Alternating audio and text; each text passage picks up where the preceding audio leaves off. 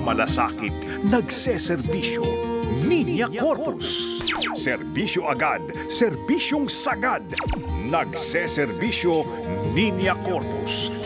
Tuwing umaga, dito lamang sa DZMM Radio Patrol sa 6:30 at DZMM Teleradyo.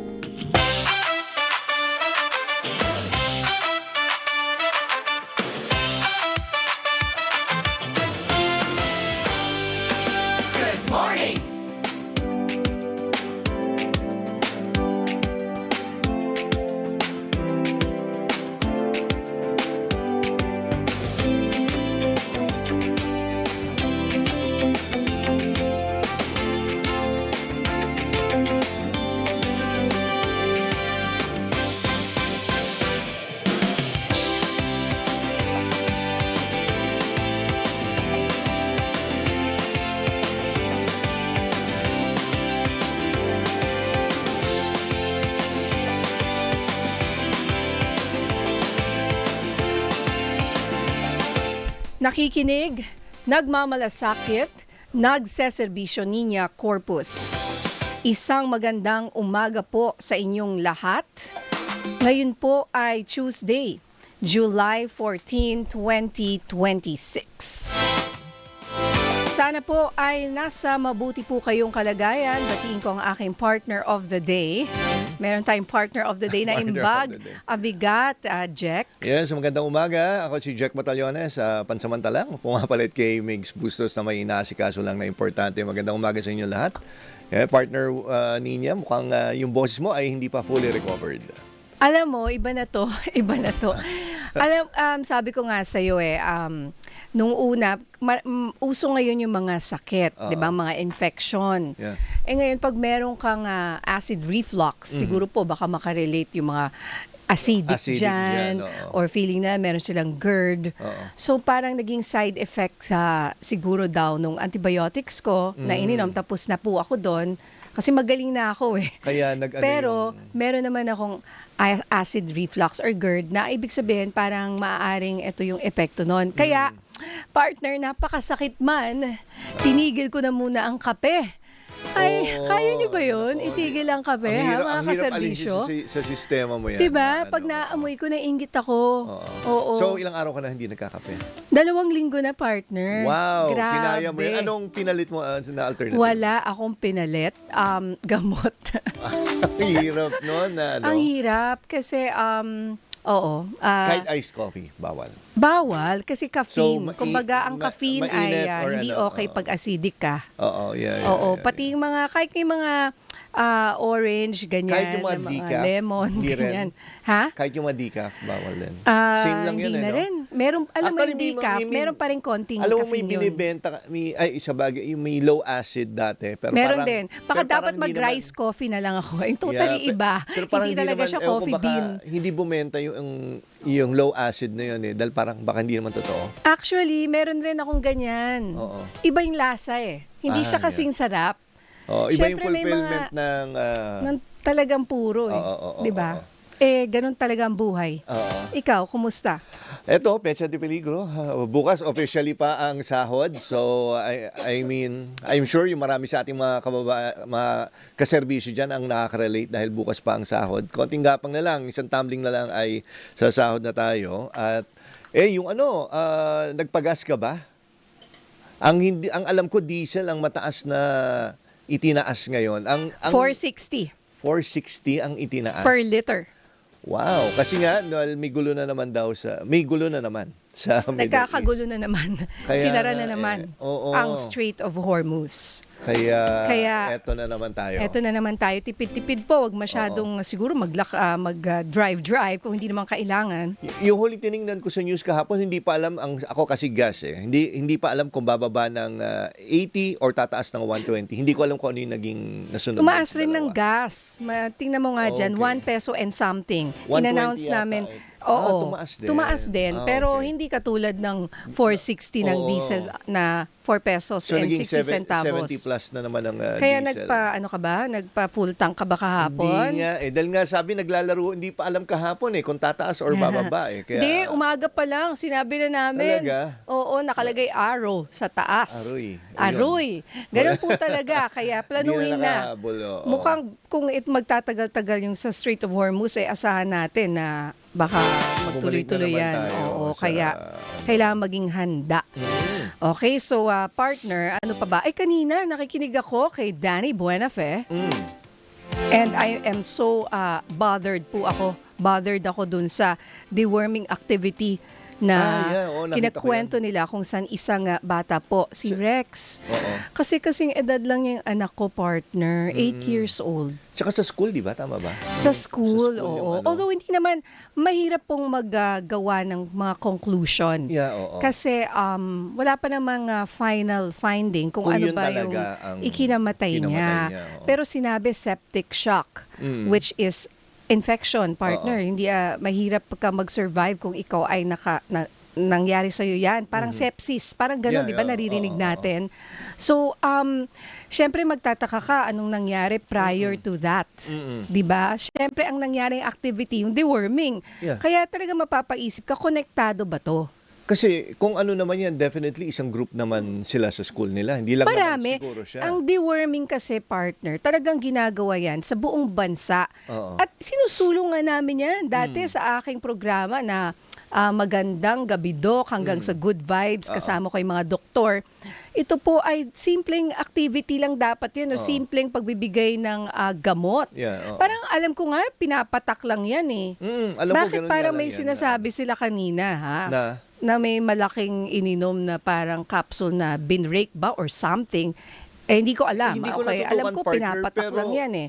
Yung- Naririnig ko ngayon tablet daw. tablet. Kasi nung panahon ko, nung matagal na, patak-patak lang yan eh. Oo, di ba? May Oo, gamot eh. talaga for that na, you know. Yes. Yeah. Meron In pa bang fact, ganun? ginawa pa namin dito sa show dati. Pinakita namin Kung paano na ginagawa? importante magpa-deworming at ito ay wag dapat katakutan. At ginawa namin sa show. Kasama pa si Dr. June Belisario. Siya ang sumusulong yan ng mga deworming. Kaya we hope to have him on the show para ma-explain sa atin. Kasi ayaw rin naman natin matakot yung ating mga kababayan. Siyempre sa milyong-milyong bata pong binigyan ng deworming, Oo. hindi naman, isa lang naman po ang, well, hindi siya lang, isa Oo, siyang buhay. Okay? Oo, isang buhay yun. Isa po siyang bata compared sa milyong-milyon na binigyan ng deworming. na maayos naman. Okay naman Oo. sila. Hindi naman sila, wala namang nangyari sa Kaya kanila. ang tanong ko, ano yung nag-contribute? Bakit ganun yung nangyari sa kanya? Baka Oo. may ibang factor na dapat i-consider. Baka naman may pre-existing siya na condition na nakasama sa kanya. Pwede rin. Kaya maganda yung sinabi nung nanay kanina tsaka nung Oo. PTA na iba-iba ang mga bata. So, dapat hindi basta-basta kailangang suriin din. Oo. Baka meron pala siyang kondisyon Oo. na para sa kanya, di ba? Parang hindi siya hiyang or something doon sa gamot na yon.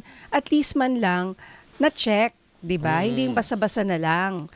Although kasi nga, hindi natin talaga alam yung nangyari doon eh. Oo, mahirap Kailangan hanggat na wala ma-report. pang ng Oo. medical, kumbaga ano yung magiging findings. Oo, tama ka rin, partner. Maganda yung na-bring up mo na baka meron siyang underlying condition Oo. na wala rin kinalaman, let's say, doon sa nangyaring deworming. Mahirap naman tayong magsisi Oo. na namatay siya dahil sa deworming lang. Yeah. Oo, or ito talaga yung kinamatay niya. Kailangan talagang maimbestigahan. Oo, I mean, naalala ko dati na may kinover ako nung reporter pa ako. Naalala mo yung, I'm sure familiar with the story, yung sinampal ng teacher, tas namatay yung bata. Grabe Oo, yun. pero Grabe yun, partner. sabi Oo. nga, may existing na medical condition na pala siya. Oo, but still, hindi Oo, bawal tama pa yung rin ginawa na yun. ng teacher na Oo, yun. oo. Grabe. I Pero mean, syempre, that's marami child nag- abuse. Yes, oo, marami- Never touch, never hit, di ba? Sabi ko, ibang-iba nung time natin, well, meron talaga nun. Hindi teacher, magulang. teacher din? Well, sa akin Meron may kang teacher na gano'n? Dati may Grabe. mga ano talaga. Oo. Hindi sa akin, pero sa mga classmates ko na Siguro makukulit. na punong-puno na, no? Oo. Oh, pero yun nga, kaya nga nagkaroon tayo ng mga bagong batas, di ba? At sinabi natin na hindi ito pwedeng gawin sa mga Yeah. estudyante. Oo, Dahil, oo. that could be Iba na child ngayon, abuse. Yeah, Oo, iba na konting ngayon. ano lang. Kahit yung pang-iinsulto. Oo naman. Oo, hindi na pwede yung papahayain mo. Dati no, talaga experience ko na elementary, grabe minsan kung laitin kami na teacher namin. No, doon. nakakatroma. Oo, talaga takot na takot. Grade 1 ako, takot na Oo. takot ako noon. Dahil grabe See, magsalita imagine yung takot ka, teacher. imbis na dapat pumasok ka na Oo. hindi ka natatakot, Tuloy excited yung dapat. yung experience mo noon is, well, di mo masaya. Parang nakakatakot nung So time ayaw mo na yun. pumasok, Noong gano'n? time na yun, oo. Bukod sa gigising ka na maaga, tapos papagalitan ka pa sa school. So anong epekto sa'yo ngayong matanda ka na?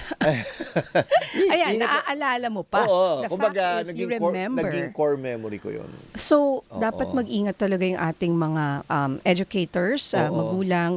Hindi natin alam kasi minsan yung ating mga attitude din, ay nakakatroma sa ating mga anak, sa mga bata, at dadalhin nila yan habang buhay. Mm-mm. 'Di ba? Tsaka yun nga daw, di ba? Minsan may effect din daw yun sa magiging behavior ng bata, which mamaya magiging topic natin. di ba? Actually, Oo. mamaya ay pag-uusapan natin ang topic na I'm sure ay makaka-relate ang maraming mga magulang, pati educators, pati teachers. Ito po yung understanding violent behavior in children. Paano ba natin ma-explain kung ba't yung ibang bata mas violent kumpara sa iba?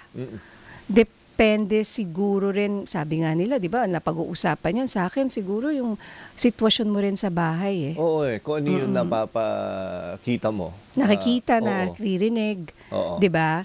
So, parang nadadala mo Kahit minsan hindi yan sa bahay, siguro kung sa ano yung mga labas. pinapanood nila Pwede over rin, social oo. media talaga Tsaka kung may mga sa school din or Yeah. sa mga teachers din, minsan pagka naalala ko dati yung may isa rin kaming kaklase nung elementary po ako na sobra niyang kulit at sobrang gulo na kahit anong gawin ng teacher sa kanya, kahit pagsisigawan siya or whatever, lalo pa siyang nanggugulo. Kumbaga, Oo, mas lalo siya. Oo. Natitrigger lalo. Natitrigger.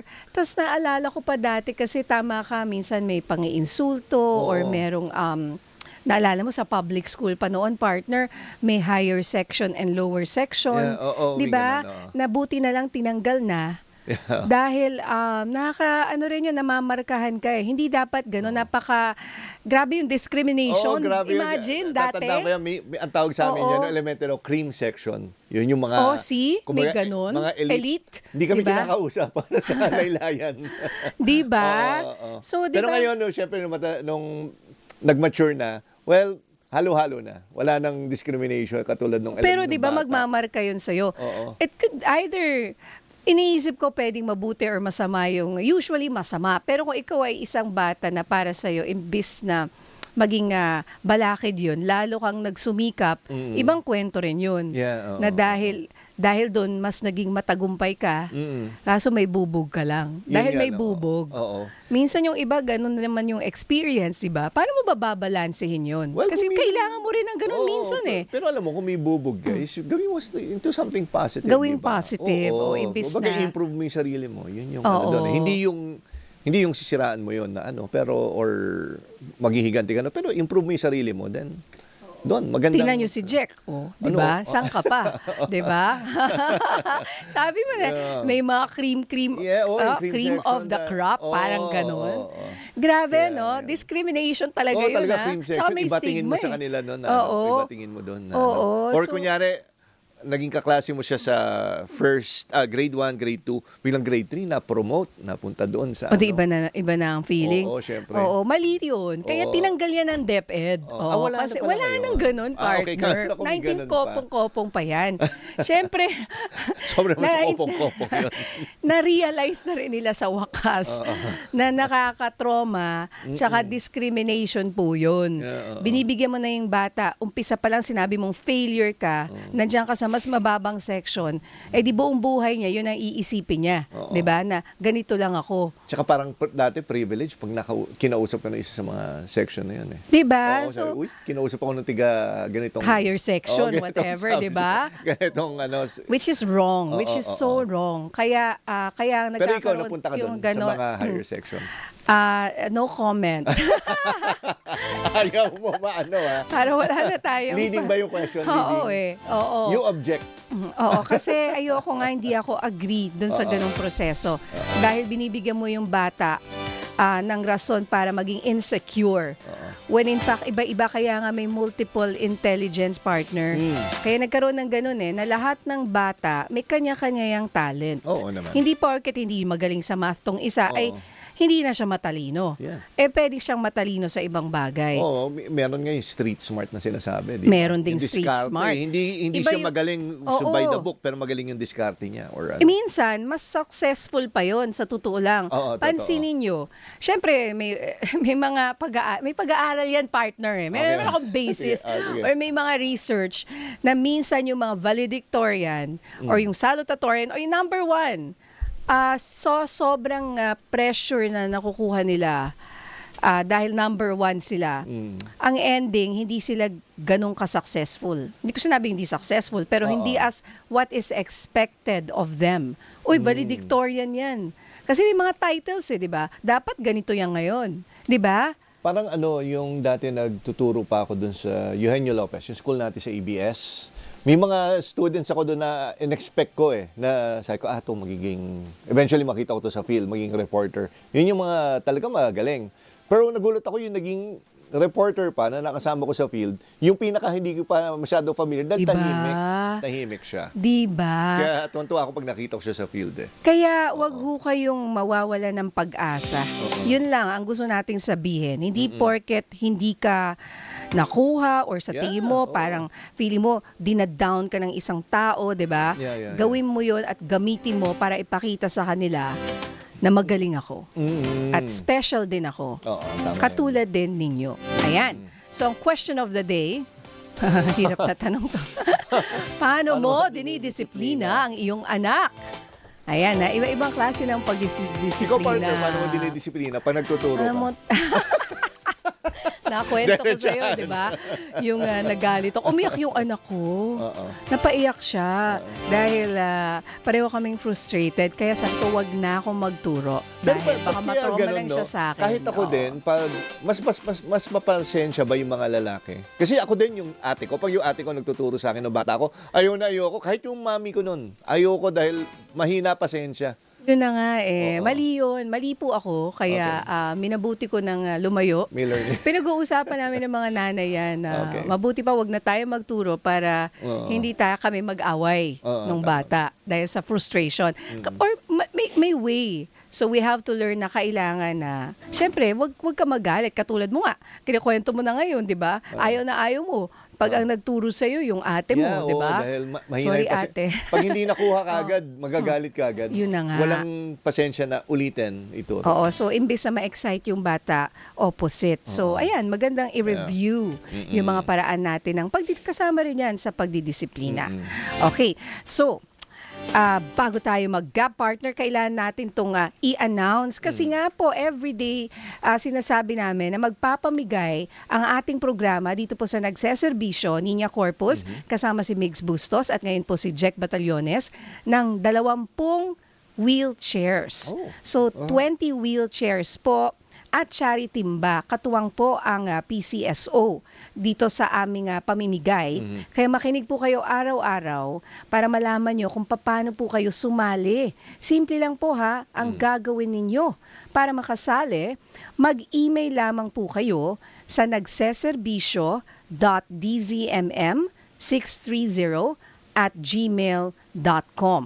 Ayan, sa mga nanonood sa kanilang screens, naka-flash po dyan, nagseserbisyo info.dzmm630@gmail.com. Ayan. Partner, ano ba yung sasagutin nila? Sasagutin nyo lang yung tanong, no, na paanong paraan makakatulong sa inyo ang wheelchair. So, sasagutin nyo lang yung simpleng tanong lang naman. Kumbaga, explain mo kung bakit mo kailangan. And syempre, dapat mo ilagay ang inyong buong pangalan, edad, address, contact number, at mga kinakailangang larawan at patunay. And again, yung mga mapipiling beneficiaries ay ito-turn over tuwing Friday. Yes. Paano sila inform, partner daw? Pag nag-email sila, ay tatawagan sila kasi ayan contact number po. Importante ilagay nyo buong pangalan, edad, address, contact number, at mga kinakailangang larawan o litrato para patunay po na kailangan nyo talaga ng wheelchair. So yung kunyari ako ay hindi naman ako yung nangangailangan, kunyari mom ko. Pwede Yun, rin. ganun. Oo, Or I think. kahit sino. Basta ipakita mo family yung picture member. ng recipient O not necessarily kung sino yung nangangailangan.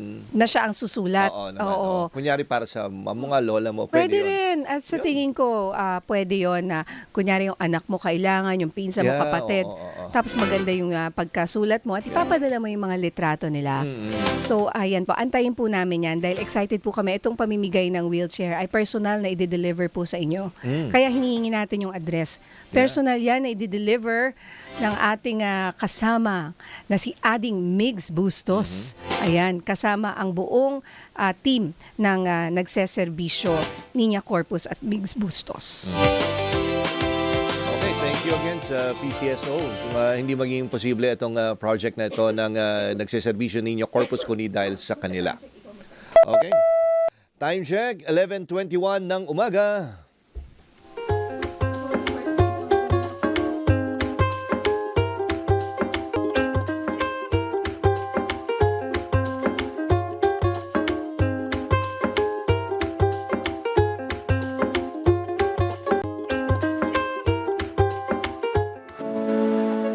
Nagseserbisyo Niña Corpus sa DZMM Radyo Patrol sa East 30. Gusto mong gumaling? Gusto mong gumaling? Sundin ang payo ni Dr. Serbisyo. Kasama po natin sa Dr. Serbisyo, walang iba kundi si Dr. Constantine Chua or Dr. Cons for short. Siya po ay isang child and adolescent psychiatry specialist. At pag-uusapan nga po namin itong aming topic is understanding violent behavior in children. Pag-intindi. Pag-unawa? Pag-unawa. Yan. Sa behavior ng ating mga anak, sa mga bata, kung bakit sila minsan nagiging violent. Okay. Mahirap these are topics na ang hirap pag-usapan, ano? Oo, mahirap yun. Lalo na ikaw, Sa may mga mga panahon bata. ngayon. May mga anak ka pa na bata pa ako. After the school Adult shooting na and yung everything pa, di ba? Mahirap talaga i-discuss. Doc Cons, good morning sa'yo ulit. Welcome to the program. Doc, hello. Good morning po. Okay, bihira ang child psychiatry specialist. Usually adolescents, 'di ba? Or child and adolescent both are bihira. Adults usually, 'di ba? Opo, medyo konti lang po yung child and adolescent psychiatrists sa Pilipinas, maybe around 70. Opo. Imagine sa populasyon natin na to, 70 lang. Okay, kaya maswerte tayo na nandito siya ngayon. Nakuha natin isa. Oo. Nakuha natin Kaya, isa. yun nga pwede pang malaman ano ba itong sinatawag na marahas or violent behavior o pag-uugali ng isang bata? I think very relevant topic ito ngayon, no? Dahil sa mga nagaganap na school violence like yung shooting sa Tacloban. No? Oo. Well, iba-ibang uri rin yung violence, no? Para sa aming mga psychiatrists, yung isa naming tinitignan is kung ito ba ay tinatawag na reactionary violence. Ibig sabihin, parang bugso ng damdamin, hindi nila mapigilan yung damdamin nila, kaya kumahantong sa pagka-agresibo. Halimbawa, yung nagtatantrum, o kaya napipikon. Sa kabilang dako, meron din yung instrumental violence. So ito mas planado at ginagawa ito para for a purpose, no? Hindi yung bugso lang ng damdamin. Ano yung mas common doon, Doc, sa mga yan? Yung paano yung planado? I mean, ano naman doon. Kunyari bata is gumagawa ng plans for that. Anong ibig sabihin niya, Doc? Mas common po yung reactionary, no? Yung dahil di pa nila makontrol yung damdamin nila o di pa nila masyadong kayang solusyonan yung mga problema nila o makita yung mga consequences, padalos-dalos, no? Yeah. Yung aggression or violence, parang nga po yung nagtatantrums. Yeah, pag inalis mo yung iPad, for example, or hindi lang nila nakuha yung gusto nila, may mga bata na talagang nag-iiyak, 'di ba? Sa gitna ng mall, for example, tapos hindi alam ng magulang kung anong gagawin niya. Oo, pag may gusto kong pabili. Di ba? Tapos ayaw mong bilhin. Ayaw mo bilhin. Core memory ko yun. Ako din. Yung hindi ako binilhan ng nanay ko nung isang Ako din. bagay. May ganun ka. Ako dati, may ganun ako. Walang magawa yung mom and dad ko. May gusto kong bilhin na dinosaur doon. As in, upo lang ako doon, tapos hindi nila ako maalis doon hanggang tinititigan ko yun. Diba? Hanggang bilhin nila sa At akin. ay, binili sa'yo? Pero syempre, pinagalitan ako pag uwi. Ako Pero hindi. nabili ko naman. Ako hindi. Oo. Oo. Hindi binili Hindi sa'yo? binili sa akin. Kaya anyway, kaya core memory. Para masama pa rin ang loob. Pero wait, yung reaction mo, Bibubog umupo ka ka. lang, hindi ka sumigaw, umiyak. Yung iba Oo. kasi ganun ngayon eh. Oo. Kaya, would you say, iba yung ugali ngayon ng mga bata? Yung, pag hindi nila nakuha agad yung gusto nila, grabe silang mag-react. Mahirap naman i-generalize sa lahat ng bata. Iba-iba pa rin naman. Pero siguro iba na rin yung panahon ngayon no? For example, dahil sa gadgets, social media, mas sanay ang mga bata na very fast-paced, instant. Diba? Kung meron Yes. silang gusto, click, nandun Instant. na. Oo. That's the word. Tayo nung bata, kung may palabas tayong gusto, hihintayin nating buong araw. Sa Patience. TV. Diba? Ngayon, hindi. Wala nang pasensya ang mga bata ngayon. Minsan kasalanan rin nating mga magulang eh. Dahil nag-give in ka palagi. So, wala na siyang, para sa kanya, normal yun. Oo nga eh. Di ba, Doc? Yun ba, tsaka to, partner and Doc, no? Ganito, kunyari, minsan, yung sobrang bilang magulang na nairita ka na. Dahil iyak ng iyak. Sige na nga, ibigay mo na nga Pwede para rin. lang, Para tama tumigil. ba yung ganong klaseng reaction ng isang magulang? Yung para matahimik na lang, ibigay mo na lang yung gusto. Madalas mga iPad o cellphone Yeah, yan, 'di ba? Parang pampatahimik Yeah, nila kung nakukulitan sila. Ideally hindi po, no. Number one, doon nila natututunan na effective pala pag nag-iyak-iyak ako o nanakit ako, makukuha ko yung gusto ko, 'di ba? Number two, hindi rin maganda sa development nila yung masyadong gadget. Hindi sila nasasanay maghintay o kaya gamitin yung imagination nila para makahanap ng makakatanggal ng boredom nila. Maging productive o kaya mag-engage in social interaction or play where they can develop their skills. So tatandaan natin yung time na spend sa gadget, natutulak niya yung time for social, for development. So, what can you do? Anong pwedeng gawin ng magulang? With this issue. With the situation na kung ayaw mo siyang bigyan ng gadget, anong pwedeng alternative? Diba? Oo, Dapat may mahirap. alternative ka eh. Correct, mahirap pagbawalan, number one, kung wala namang kapalit. 'Di ba? Walang Yeah. other opportunities. So important bigyan sila ng alternatives. Pwedeng art, 'di ba? Pwedeng sports, music, dance, etc. At yung may time ang parent kasi madalas walang time ang parent kaya gadget ka na lang. Oo. Number two is to model. Mahirap pagsabihan yung bata na wag mag-gadgets kung yung parent din mismo gadget sa harapan nila, 'di ba? Oo. And to set boundaries, kunwari may mga panahon at lugar na hindi pwede ang gadget. Kunwari habang kumakain, hindi tayo pwede mag-gadget. Yung iba pinapang-aliw yung gadget para susubuan. Iba habang kumakain. Oo, para masubuan. nagagadget Or eh. minsan nadidelay yung pagkain dahil may tinatapos doon sa laro niya. Sabi mo, kakain na. Dahil tatapusin ko muna to. Dapat hindi ganon. Oo, may mga limits and rules din dapat. Kasi nagiging totoo na ngayon yung screen time addiction. No? Ano po yun? Ito yung sobrang nagiging dependent na yung bata no, sa screen time dahil halimbawa unlimited yung kanyang access to the point na hindi na niya kaya, nawala yun, o Okay. kaya hindi na niya nagagawa yung dapat niyang gawin, yung schoolwork, yung socialization, no? So, at hindi na niya makontrol yung sarili niya doon sa paggamit So, ng gadget.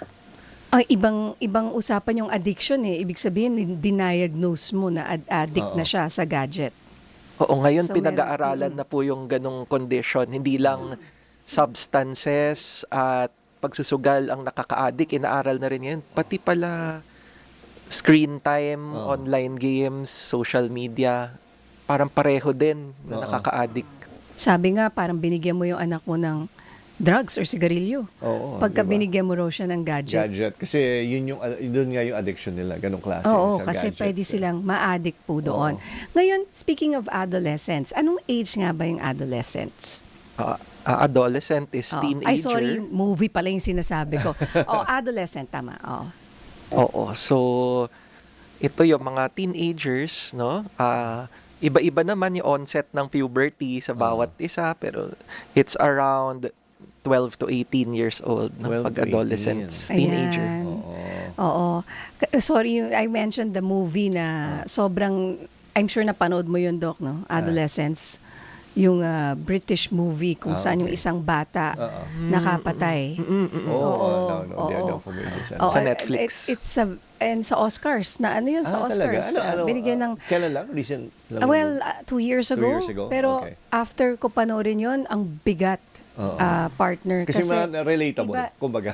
Hindi, parang very realistic kasi Okay, pwede okay. mangyari. Ibang reason, parang gano'n din, yung parang mga reason bakit naggawa ito ng isang bata. No? Kasi even here in the Philippines, we hear of bakit nangyari, napatay ng isang bata yung isang bata, di ba? Di ba may mga ganong pangyayari? But that's extreme.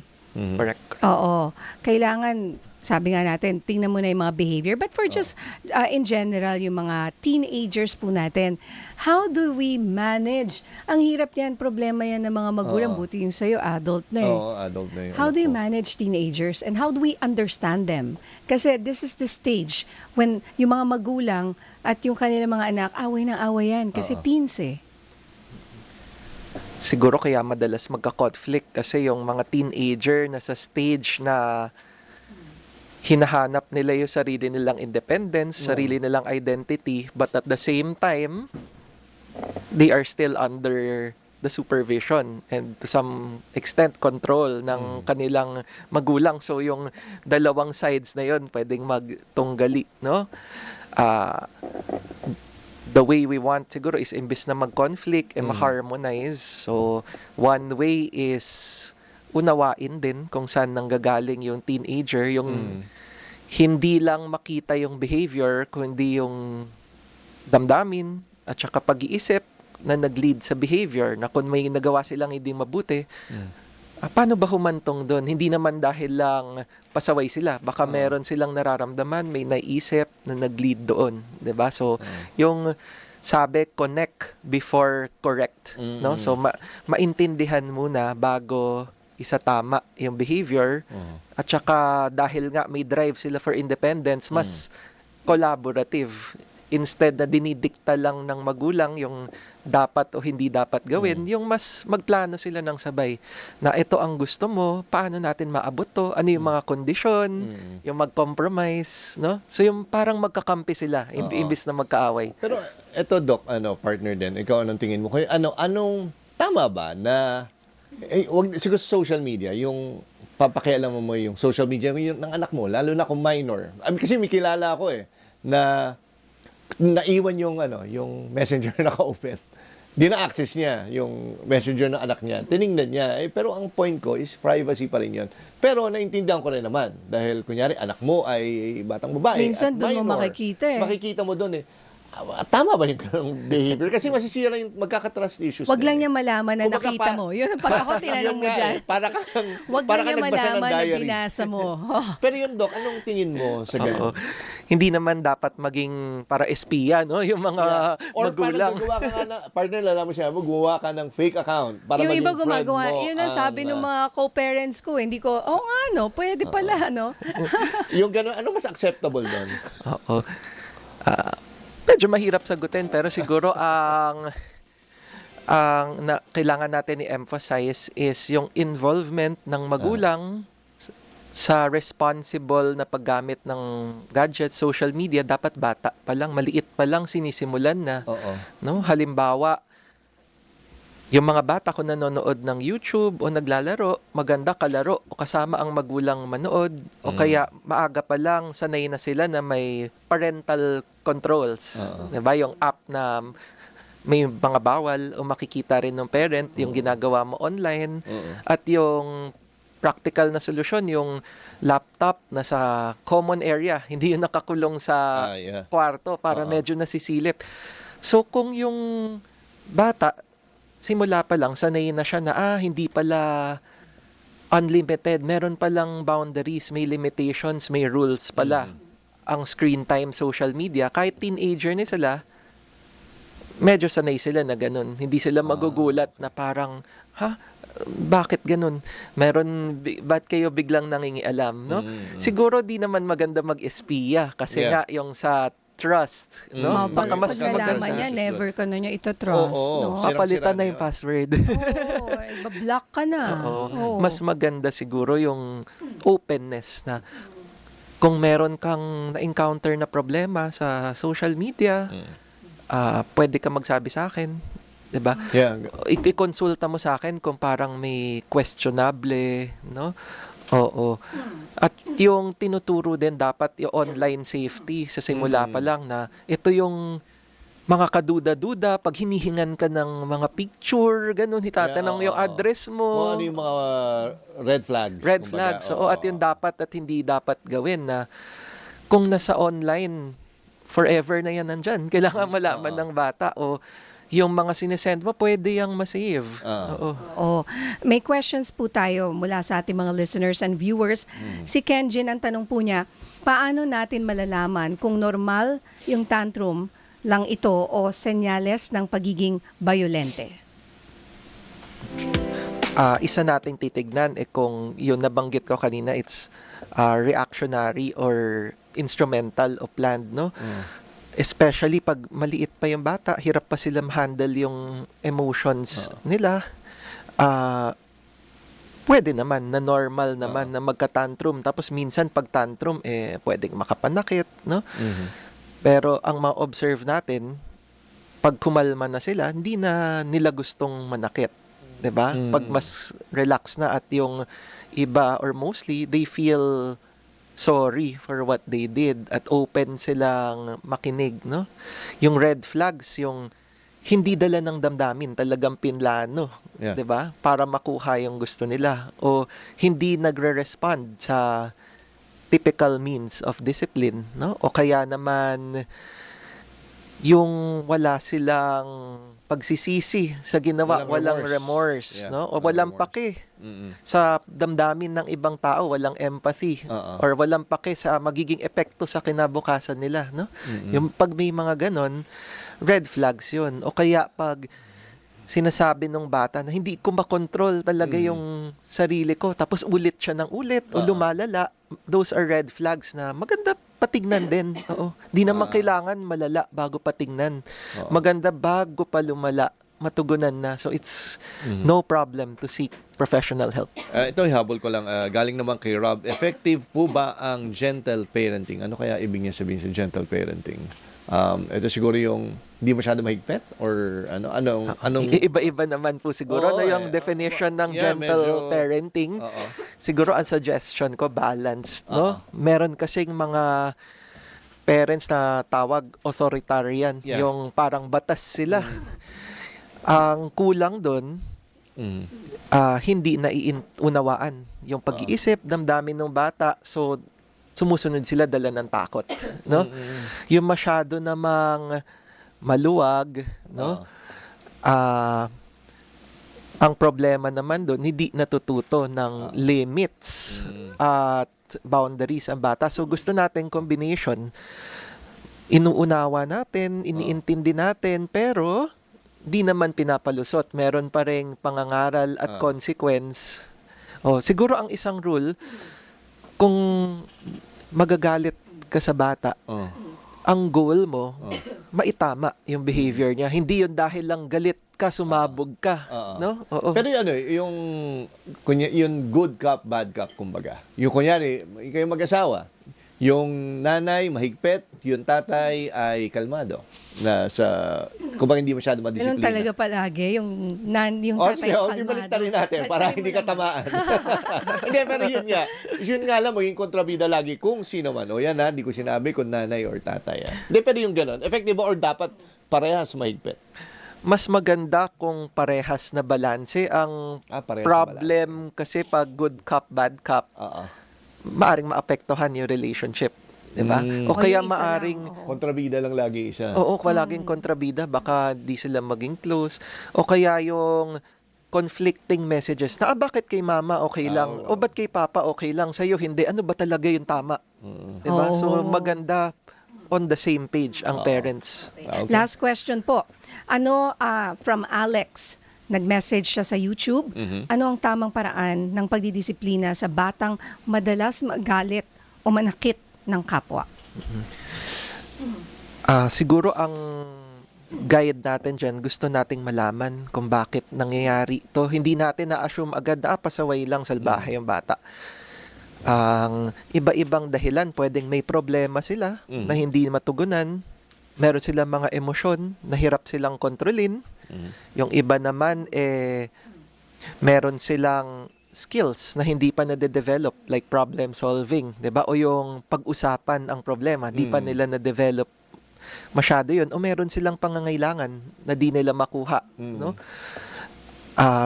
Titignan natin alin ba doon, no? Ang nagdudulot ng violence at tuturuan natin sila ng mas tamang paraan kaysa yung babawalan mo lang, 'di ba?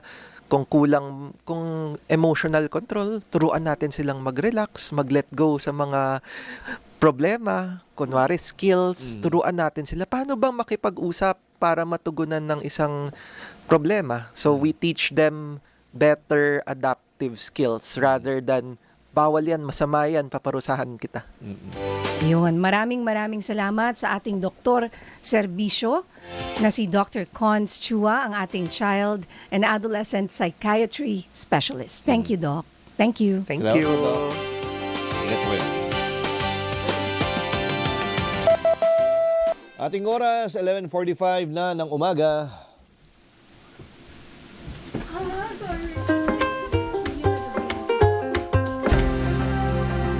Magbabalik ang nagseserbisyo Linya Corpus sa DZMM.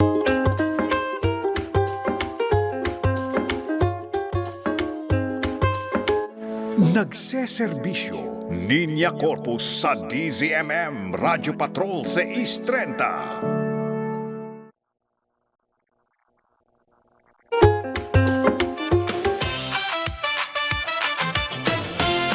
Kasama na po natin ngayong umaga ang ating mga kaserbisyo of the day. Ito po ay tungkol sa 10th anniversary po ng UNCLOS Arbitral Award. Ayan. Paalala natin sa ating mga kababayan kung ano ba to. Pinaglaban natin to ng ilang taon, di ba? At nakuha.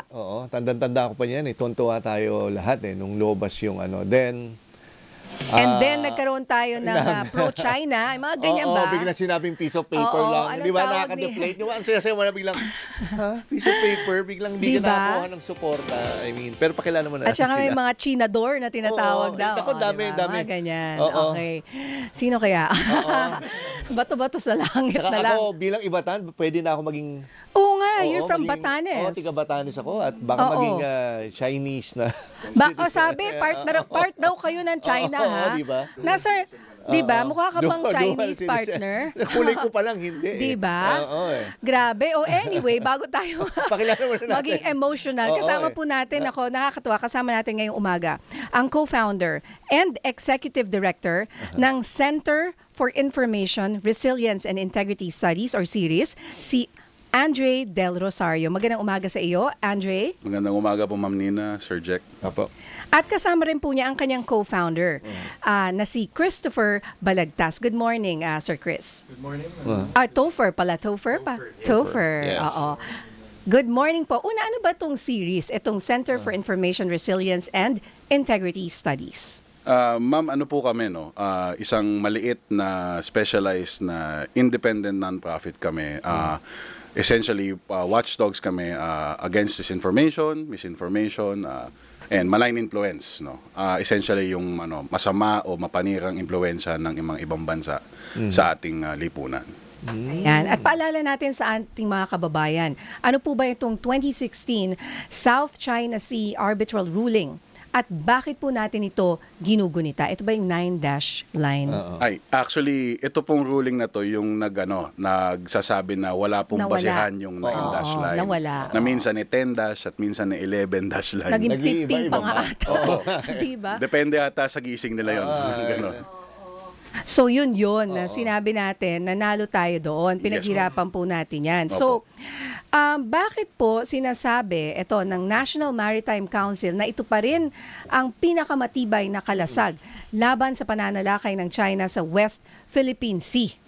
Well, ma'am, kasi ito pong itong award na to, essentially isinasaad nito yung ating karapatan over yung ating 200 nautical mile exclusive economic zone, yung which is yung sa portion ng South China Sea na tinatawag nating West Philippine Sea. So parang itong legally binding, final legally binding award na ito, ito sinasaad nito na sa Pilipinas to, para sa Pilipino, ang yamang dagat, yung mga sources ng enerhiya, doon po na matatagpuan doon. And para sa exclusive enjoyment ng Pilipino at bansang Pilipinas. Kumbaga ano po yan, titulo yan eh. Kumbaga, dokumento yan, legal document na nagsasabi na inyo yan, atin yan. Pero yun nga, sir, sabi ko nga kanina sa intro natin, ang daming natuwa dyan eh. Finally, nagkaroon na, biglang umupo yung dating Pangulo, sinabi niya piece of paper, imbis na nagkaroon ka ng Which is kind of, mali yung sinabi niya. Mali Pero yung talaga nakikita nating pagkilos ng mga ships dyan sa West Philippine Sea, kung paano nila atakihin yung ating mga kababayan. So parang ang piece of paper lang, dahil hindi nila ito nire-recognize. Oo, nakakapanghina eh. Tsaka sasabihin nila sa iyo dati yung narrative partner na, lalabanan natin yan, wala naman tayo. Hindi naman natin kaya, Hindi natin ganyan. kaya yung gano'n eh, in-instill sa atin talaga nun eh. Actually, kaya nga po napaka-importante na UNCLOS. Kasi, ang arbitral award. Kasi ito po pinaka-konkretong ebidensya. Ito po pinaka-konkretong ebidensya na meron tayo na, ayan nga, na ang 200 nautical miles ay ating exclusive economic zone at na ang whatever dash line ng China dyan ay, kumbaga, pinawalang bisa ng UNCLOS. So, yun po talagang pinanghahawakan natin. At importante na pinanghahawakan natin yan eh. Kasi, once na hindi itigil natin ang paglaban to, ito yung mananalo yung naratibo nila. Yun nga eh. Yung sinabi niyo, sir, actually na dito, marami nagsasabi na bakit natin paglalaban yan, baka magulo lang or tayo, yun nga, wala nang gigirahin natin ba kaya. tayo, ganon. Actually, sa akin, siyempre, pangit yung pag-iisip na gano'n. Sana, konti lang yung mga kababayan natin, if at all, na gano'n ang pag-iisip. Pero, siyempre, ang sasabihin po natin doon is, porkit ba mas malakas yung kalaban natin, hindi na natin titindigan. Siyempre po kailangan, actually, lalo nga po dapat nating tindigan at ipaglaban. Ngayon, yung sitwasyon po sa West Philippine Sea, nabanggit nyo na, 'di ba, na meron nga tayong mga more or less 6 years na medyo parang piece of paper nga lang daw yung trato. Kaya po actually sila na mayagpag. Kasi kumbaga, napabayaan natin eh. Pero ngayon po, I guess, marami ng tao na mas mulat at mas aware dun sa sitwasyon kasi nga po sa inisyatibo ng gobyerno, yung sa transparency strategy natin, parang ngayon, nare-realize ng mga Pilipino na, eka lang, dapat tindigan natin yan, suportahan natin yung pamahalaan, suportahan natin yung organisasyon na kumbaga tumatayo at pinaglalaban. Pero sir, ito nga, sige, ito nagmulat na tayo, gusto nating lumaban, pero is it too late? Kasi yung structure nila dun eh, hindi na yun yung mga fishing vessels na eh. I mean, mga concrete structures na. Yes, I mean, sir. hindi naman natin pwede pa-demolish siguro yun. Or unless, kakamkamin natin yun, di ba? Try natin. Hindi ba too late na rin? Actually, sir, dito, on some measure, pwede mong sabihin na maraming nasayang na panahon, nandun na sila. Yeah. Pero parang, kaya nga po mas importante na tindigan natin ngayon to. Kasi, mamaya, tulad nga po, nung banggit nyo kanina, apparently, Mamaya, Chinese citizen na kayo. Batanes na Malay yung mo, di ba? Oo, kasi Dual citizen nga ako. ano po yan eh, nagsimula sila nandun, sabi nila, fisherman shelter. Tapos sabi nila, hindi, ano to, search and rescue, humanitarian. Ngayon, naging military bases na. Tapos ngayon, sinusubukan, hindi makapasok ang mga Pilipino mangingisda sa Scarborough Shoal. Biglang Batanes kanila na daw.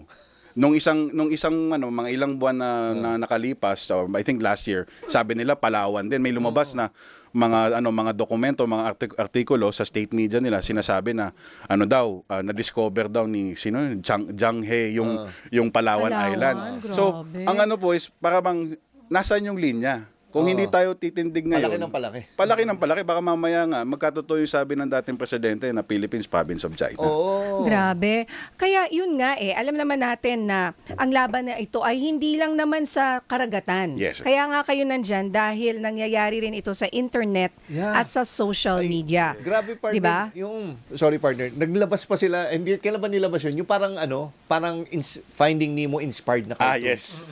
Diba? Grabe, tayo yung talangka. Ang mabait yung pagong. Pawi. Yung masama. Pawikan. Diba? Tayo, Depende yung sa pawikan. Yun sa nga, sir. saan ka maniniwala. So, paano nyo po nilalabanan yung mga ganitong Oo. narrative, Sir Topher? Actually, ang ginagawa po namin, so one of the things that series does is gumagawa po kami ng mga narrative stories, ang tawag namin. So last year, naglabas po kami ng isang short film. Ang tawag dito ay Alon ng Kabayanihan. Okay. So nasa Facebook pa rin po yan, nasa YouTube yan. At ngayon po, maglalabas po kami ng bago naming series. Kumbaga parang kadugtong po, kasunod ng Alon ng Kabayanihan. Tawag po dito ay Pusong Bayani. So ang Pusong Bayani po ay parang reality show Yeah. na nakakatuwa dahil habang yung mga artista natin doon sa reality show na yun, natututo rin sila at the same time habang pinapanood natin. Dahil nakakausap nila dyan yung mga mangingisda na nandun mismo sa West Philippine Sea, mga frontliners natin, pati mga conservationists natin. Okay, so, Sino mga kasama dito sa pelikula na to? Ano ba to? Or show? Ano po siya? gi- Series. Okay. Hindi yung pangalan namin, ma'am. Okay. Series na. Series ng series. Ilalabas po namin this August. So kasama po namin dyan si Gerald Anderson bilang host at may mga influencers po kami. Yeah. Oo. So, kumbaga, paano sila mananalo? Ano yung mapapanalunan? Is it a competition? Hindi naman po competition. Siguro ang mapapanalo lang po nila would be ang ating naratibo sa West Philippines. okay. Tsaka mas Ayun. Ito partner tungkol doon sa video na yun. Alam mo, maano kami, hindi ko alam kung talagang Pinoy sila, pero may mga nagko-comment na pro-China na Pinoy. Ang mga Yung trolls alam mo, siguro. yun nga, I feeling ko talaga is, Pinoy ba talaga yun? Or mga trolls? Anong Yun sa nga study po niyo po? Actually, marami po talaga dyan ay trolls. Oo. At ang nakakatakot po dyan, marami kasi tayo. Kasi mga Pilipino, pag nakita natin na marami nagko-comment dito, yun ang napapaniwalaan natin eh. Oo, Kaya importante po na paulit-ulit po natin pinag-uusapan yung naratibo natin, mga storya natin. Kaya nga po rin namin nilabas tong Alon ng Kabayanihan at Pusong Bayani. Kaya nga, ito yung sabi nga yung mga foreign funded na mga trolls talaga grabe, no? Minsan nga sa algorithm mo na Yes, sir. mali yung pagkakaintindi. Minsan Yes, sir. may isang post na hinaha ko na nga, ibig sabihin hindi ko gusto. Aalukin na naman ako ng panibagong ganon. 'Di ba? Dapat na hinaha ko, hindi ko nga pero alam mo 'yon. Kita mo na, yun ang kanilang strategy. Oo. Ang hirap tabanan nito. How? Mauumay ka talaga. Mahirap siya, ginagawa ma'am, natin? pero I think ang mas nagpapahirap actually, yung trolls, ma'am, honestly, normal na lang yun. Kalakaran po kasi talaga minsan yung sa industriya, no? Pero ang nakakalungkot makita minsan is yung mga Pilipino na hindi naman trolls, totoong Pilipino, na kumbaga inuulit yung mga naratibo at mga propaganda lines ng ini-echo nila. ating mga kaibigan Chinese. Yun ang, Yun po yung ah, yun yung mahirap labanan, ma'am. Pero Oo nga eh. kayang-kaya naman po labanan. Sabi ko nga po, basta paulit-ulit nating ikwento, paulit-ulit nating pag-usapan kung ano yung naratibo at katotohanan sa West Philippines. Tsaka the fact, ma'am, na nako-call out sila na, ka lang, parang masyadong pro-China yung ano. The fact na meron ng term na senador, di ba? The fact na may ganun, ma'am, ibig sabihin may pushback eh. Kumaga meron talagang tumitindig at may lumalaban. Ang nagwawagi sila pag hinahayaan na lang sila na gano'n. hindi taman tayo pwedeng manahimik lang. Yeah, Yes, Hindi ma'am. ba? Hindi na pwede. At siguro Wag bilang mapagod. panghuli, Yes. wag mapagod. Tuloy ang laban. Yes, Laban yes, lang. Okay, para naman po sa mga karaniwang Pilipino o yung mga mangingisda na apektado po dito sa dito sa isyong ito, anong pinaka-importanting mensahe siguro na gusto nyong ibigay sa kanila, lalong-lalo na at ipinagdiriwang natin itong 10th anniversary ng UNCLOS Arbitral Award? Sige, tigisa po kayo. Maiksi lang kasi 12 na pala. Sir Andre. Well, Short lang. sa akin lang ma'am, ano po, no? Ang mensahe po siguro namin sa kanila is, siguro, may mga panahon na feeling nila nakakalimutan sila, naiiwan sila, yung arbitral award, feeling nila, walang kwenta or piece of paper. Pero siguro po sana nadadama din nila na kumbaga yung taong bayan ngayon namumulat, na mas nagiging aware dun sa sitwasyon nila, sa problema nila. And may mga kasama naman po, may mga kasama sila, may mga tulong sila kasama sa gobyerno, sa private sector, na kumbaga una pinaglalaban yung karapatan nila, at pangalawa humahanap ng paraan na matulungan at kumbaga mapagaan. Kung di man mapadali, mapagaan yung kanilang mga pinapasan na problema sa pang-araw-araw nila, sa komunidad nila. Ayan, si Topher naman. Parting Actually, short lang po, no? Pero nung nag-shooting din po kasi kami ng Pusong Bayani, nakausap ko po talaga yung mga yung mga fishermen doon. Yeah, yung mga mangisda. Tapos ang sabi sa akin ng mga mangisda, actually mas aware pa po sila sa arbitral award. So nakakatuwa doon is that sabi ko nga, ang kailangan na bigyan natin ng mensahe, hindi mga mangingisda. Dahil alam nila ito at alam nilang dapat ipaglaban ito. So, ang mensahe ko would be para sa ating mga Pilipino na nasa syudad, kailangan po talaga natin ipaglaban ang ating mga mangingisda, ang ating mga frontliners, at ang ating mga komunidad sa baybay dagat. Ayan, maraming salamat sa iyo, Christopher Balagtas, or Topher, ang co-founder and Deputy Executive Director ng Center for Information Resilience and Integrity Studies, as well as si Andre Del Rosario, ang co-founder and Executive Director po nila. Maraming salamat po sa inyo. Mabuhay sa series. At Thank you more po, Ma'am power Ina. po. Happy 10th anniversary. Yeah, No, to dapat us, celebrate diba? natin yan. Happy 10th Di yan piece of anniversary. paper. West Philippine Sea Victory Day. Okay. Yan. All right. Lunchtime na. Alright. Makakainin natin. Di ba ako kumakain eh? Ako din. Di ba? Sana po ay maging masustansya at masarap ang inyong ulam. Alam ko may pinabili si Maan eh. So umaasa ako na pinabili? may siopaw. Nagpabili ng siopaw. Kaya Maan, umaasa ako na may kakainin ako dyan mamaya pag-akit ko. Okay. Sige po. Maraming salamat ha. Sige. Sa lahat po ng nakinig at sumubaybay, nanood sa amin ngayong araw. Partner Jack, See you later. Agyamanak. Thank you. Salamat. And thank you again sa opportunity. See you later sa Arangkada Balita. 5:30 po yan, mamaya, dito po sa DZMM Radio sa Istrenta. Ito po si Nina Corpus, nagseserbisyo. Bye! Bye.